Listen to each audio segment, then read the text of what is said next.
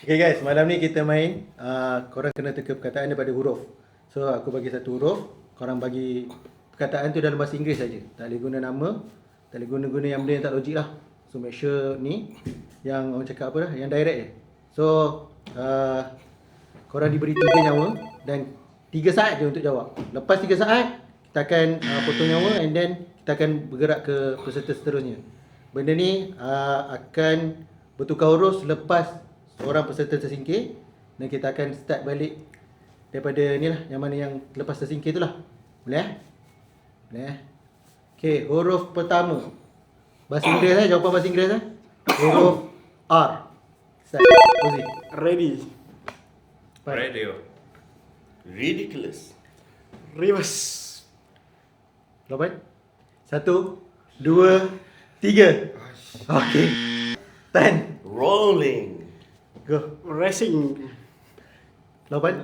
1, 2, 3. Go. Apa lagi ya? Roller. Go. Random. Okay, go. 1, 2, 3. Huruf baru. Huruf baru. Ya. Huruf baru Kita start daripada huruf M. Tan. Start.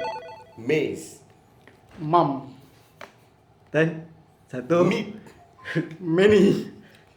Tan. Meat. Meat tadi tu daging. Tadi ada meat jumpa. Oh, jumpa pula. Ah, Okay, yes. okay. Mary. Okay. Tan. Marriage. Mid. Mary. Okay. Marriage. Marriage perkahwinan. Ah, yeah. Okay. Go. 1, 2. Mary.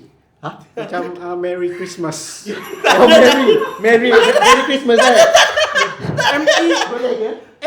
M-E-R-R-Y. Tak ada makna. Boleh terima. Okay. Tan. M. Mirror.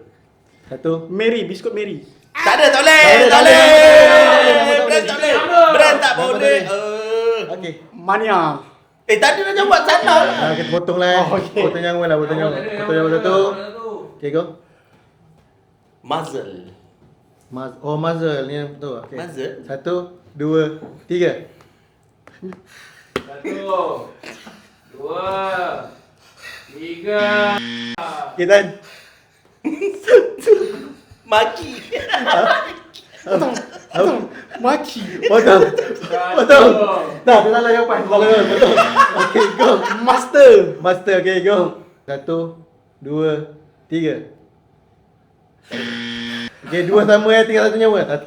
Macam. Macam. Macam. Boleh. Okay, Tan. 1. Meru.